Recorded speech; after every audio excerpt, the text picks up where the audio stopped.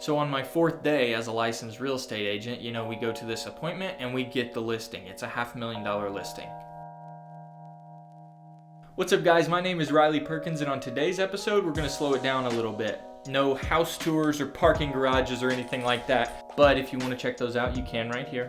In that video, I said I wanted to do cool things like show maybe a day in the life or like a house tour or something like that, but I also said I want to do educational content. So that's exactly what we're going to do today. We're going to talk about what you can expect in your first 5 months as a licensed real estate agent.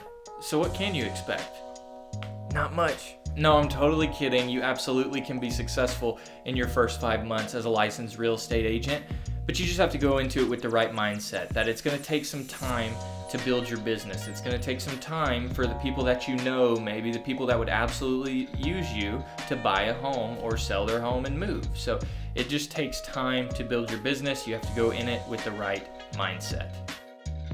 So let's start from the 30,000 foot view looking down. There's 2 things that you absolutely have to know. 1, you're going to get embarrassed and your feelings are going to get hurt. Just prepare yourself for that.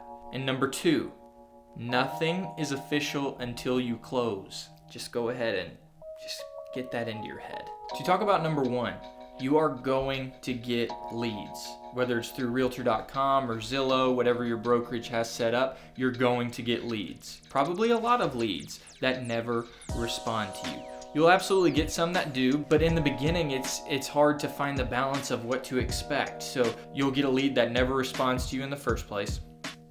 You'll get a lead and you actually talk to them and you set up a showing and then they don't show up.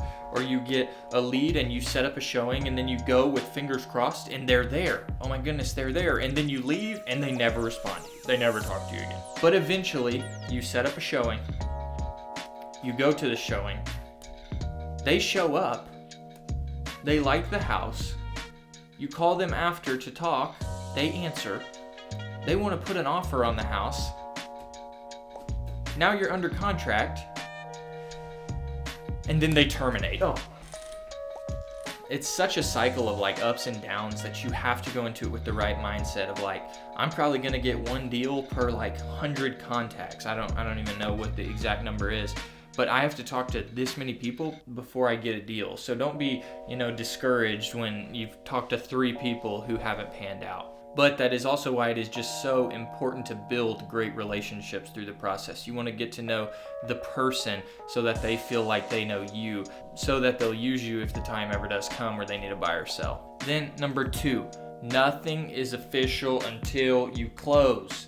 I learned this the hard way, unfortunately. So my first month was spent like contacting everybody I knew. I was trying to make 20 meaningful contacts a day so I could get to the point to say, who do you know who needs to buy or sell a home? So throughout this first process, on like the 3rd day, I got a buyer client who started looking. Then on my 4th day of contacting people, I got a listing appointment. It was crazy.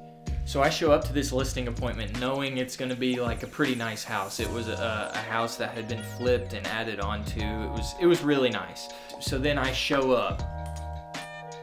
This house is massive. It's 6,000 square feet. So on my 4th day as a licensed real estate agent, we go to this appointment and we get the listing. It's a $500,000 listing. So I'm living the dream, like thinking, this is awesome, this is great, I'm gonna do so well at this. And then offers start coming in. As soon as we put it on, offers start coming in. We get like 5 offers. So I am just pumped, I'm stoked about this. So then we negotiate with someone, we choose one, we go under contract with this deal. So then one day I show up to the office early in the morning and I have an email in my inbox like as soon as 8 o'clock hits. It's a termination. So I reluctantly call the seller and let him know about this. He's pretty bummed, we're both bummed, obviously. We're both devastated, but the buyers just couldn't go through with it. So I call him about next steps. And like I said, this was a flip house, a house that he had remodeled, and he loves it so much. He was struggling with selling it in the first place, and so he's just like, let's take it off the market. I'm gonna move into it myself. So I go from like the top of the mountain 1 hour to like the bottom as low as can go in literally like 5 minutes. Just temper expectations from the beginning and get it in your head. Nothing is official until you close. So my first day was August 1st, 2020. So we'll talk about my first 5 months which would basically be like New Year's Eve, December 31st, 2020. And just for context, I'm in Little Rock, Arkansas, so the average home here goes for like $220,000. Well, in my first 5 months, from August 1st to December 31st, I had done $920,000 worth of sales. Unfortunately, not including that listing. That would have put me at like 1.5. And my whole first year goal from August 1st, 2020 to July 31st, 2021 was to sell $1 million. And since the new year has started, I've crossed that $1 million goal. And so now my new goal by July 21st is 2.4 million. But if you want to reach your goals in real estate, you have to be disciplined. You're technically, as far as taxes are concerned, you're an independent contractor. So you're technically your own boss. You decide your work hours, you decide when you do things, when you do showing, stuff like that. So you have to be disciplined if you want to succeed. So that's why it's important to make a daily schedule and to make a to-do list, maybe each day or each week or however you like to structure it, to get your contacts every day, to talk to the people that you need to talk to. Nothing in this industry comes easy, which is why like a massive percentage of people don't last past 1 year in this industry. But if you're willing to work and stay disciplined, then your income is totally up to you. There's no cap, so you can make as much as you want. And now I'm gonna make an entire video about, my business plan and my strategy to succeed in this industry long term, but we can definitely touch in this video on the most important thing. So all the realtors who work at the brokerage that I work for have a goal to make 20 contacts a day. Why? Because on average, it takes a lot of contacts to get a deal or to get a sale. So if you make those contacts instead of them, coming to you, then you have a higher percentage of at least starting to build a relationship with a potential client, to where you could do a deal together in the future. And when you're contacting these people, it also allows you to stay in the front of their minds. So when they think, oh, we may need to buy a home, or oh, we may need to sell a home because the interest rates are, crazy low right now, that puts you on the front of their mind because you've been reaching out and contacting them.